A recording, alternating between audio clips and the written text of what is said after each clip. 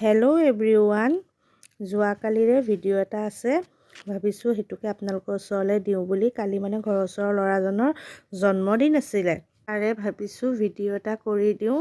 ভগৱানৰ ওচৰত আশীৰ্বাদ কৰিছোঁ যে ল'ৰাজন ভালেই থাকক, ভালে কুশলে, আৰু মানে আপোনালোকেও আশীৰ্বাদ কৰিব যে ল'ৰাজন ভালেই থাকক।